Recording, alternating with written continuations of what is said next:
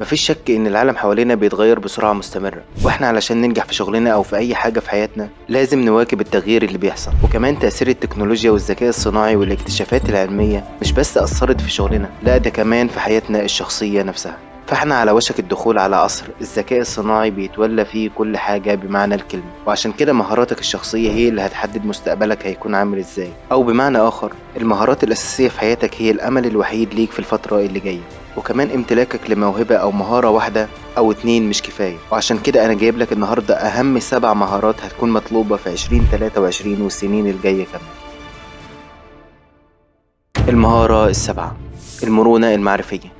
في 1988 كان أول ظهور لنظرية المرونة المعرفية عشان تبين عملية التعلم بتحصل إزاي، خاصة في المجالات اللي مش مألوفة بالنسبة لنا. والمرونة المعرفية باختصار هي قدرة عقلك على التكيف مع المواقف والتغيرات الجديدة اللي بتحصل حواليك، أو تغيير طريقة تفكيرك عشان تناسب البيئة المحيطة بيك. وتعتبر المهارة دي من أهم المهارات المطلوبة في الوقت الحالي، لأن العالم بيتطور بشكل مستمر. فأنت لو ما طورتش من نفسك ومن طريقة تفكيرك هتقف مكانك، ومش هيكون ليك مكان ولا مجال في الفترة اللي جاية.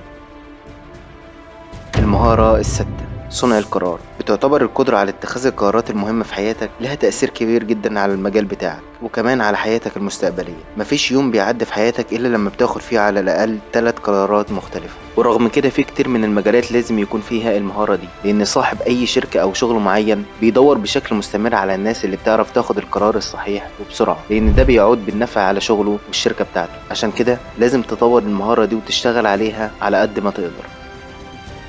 المهارة الخامسة، التكيف.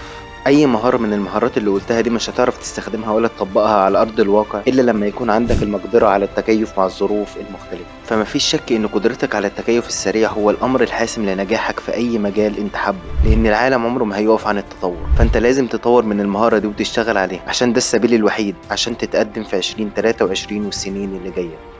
المهارة الرابعة، التعامل مع البيانات. البيانات هي النفط الجديد. الجملة دي قالها عالم الرياضيات كلايف هامبي، والعلم فعلا أثبت إن البيانات الذكية هي الوسيلة اللي بتمكن أكبر الشركات من اتخاذ القرارات الصعبة وزيادة الأرباح. وده اللي خلى المهارة دي عليها الطلب بشكل كبير من كل الشركات في العالم. وكمان تقدر تستخدم المهارة دي كمهارة شخصية، زي إنك لو عايز تشتري بيت في مكان معين فلازم تقيم المكان والأسعار وغيرها من الحاجات اللي هتفيدك في اختيارك.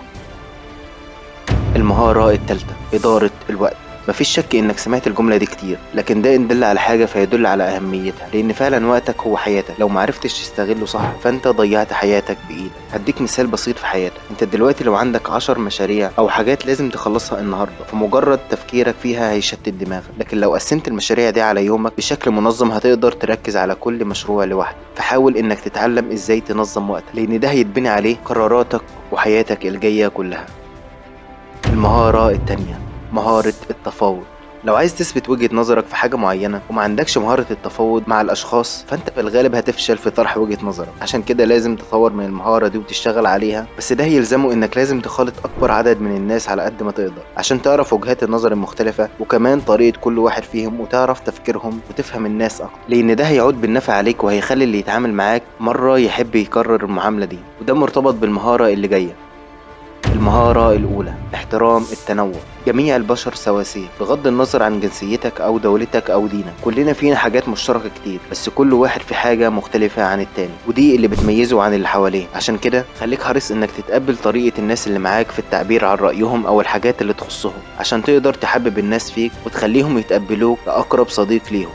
الخلاصة، تعلم أي مهارة من اللي قلتها ديت مش بس هيفيدك في مجالك وشغلك، لا ده كمان هيفيدك في حياتك الشخصية. والتعلم ده مش مقتصر على السنة دي بس، لا ده مرتبط بالسنين الجاية كلها. وكمان لازم تعرف إنك لازم تفيد نفسك الأول عشان تعرف تفيد اللي حواليك. كان معكم محمد صلاح، سلام عليكم.